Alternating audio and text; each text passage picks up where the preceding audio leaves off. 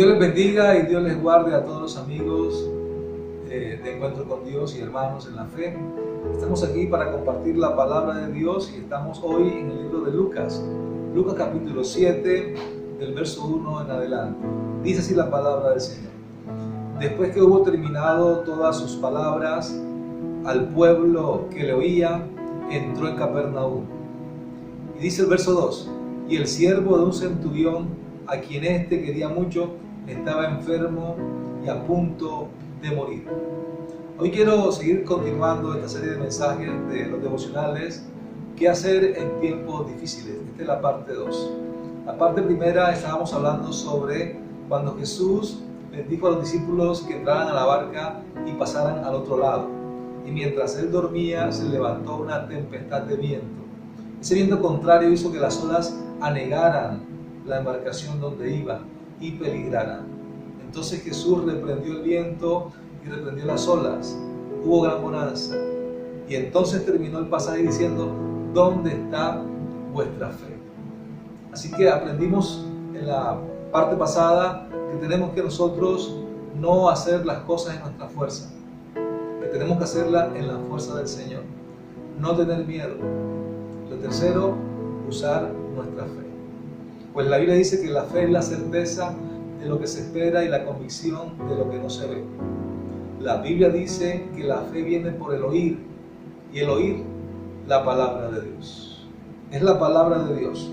Aquí dice la Biblia en el versículo 3, y cuando el centurión oyó hablar de Jesús, le envió unos ancianos de los judíos, rogándole que viniese y sanare a su siervo. Cuando él oyó hablar de Jesús, su corazón cobró fe. El problema del hombre no está en la mente, está en el corazón, porque del corazón mana la vida. El problema del hombre es que en el corazón tiene incredulidad, es un tema moral de pecados. Dios pide que tú le entregues a Él tu corazón para que tu vida pueda cambiar y para que entonces cuando oigas de Él, como en este día, tengas esperanza y vuelvas a Él. Cuando este hombre escuchó hablar, según la Biblia, él tenía un momento muy difícil. ¿Cuál era el momento difícil de él? Que su siervo estaba enfermo a punto de morir.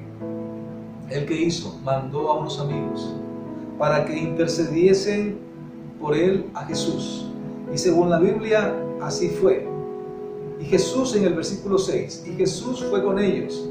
Pero cuando ya no estaba lejos de la casa, el centurión envió a él unos amigos diciendo: Señor, no te molestes, pues no soy digno de que entres bajo mi lecho, por lo que ni aún me tuve por digno de venir a ti, pero di la palabra y mi siervo será sano.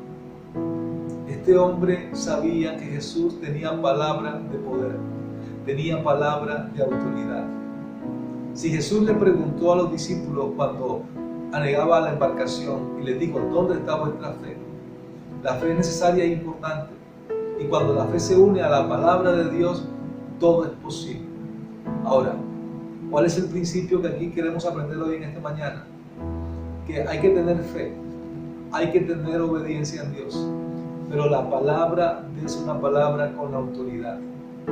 Y para que haya autoridad, debemos estar bajo autoridad.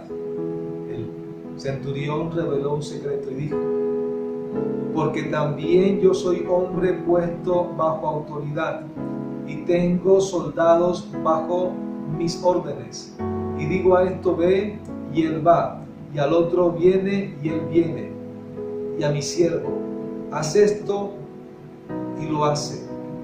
Al oír esto, Jesús se maravilló de él y volviéndose dijo a la gente que le seguía: os digo que ni aún en Israel he hallado tanta fe. La fe basada en la palabra, la fe basada en la obediencia a Dios. Cuando un hombre y una mujer buscan de Dios y viven bajo la autoridad de la palabra, guardándose de pecar en el temor de Dios, Cuando ellos dan una palabra, Dios cumple esa palabra. Cuando ellos oran, los cielos se abren. Te invito a ti en esta mañana que me escuches, para que la palabra de Dios que sale de tus labios tenga autoridad. Si también eres hombre bajo autoridad, si te congregas, si diezmas, si ofrendas, si buscas de Dios. Recuerda, hay que estar bajo autoridad para tener autoridad. Dios te bendiga y Dios te guarde. Bendiciones.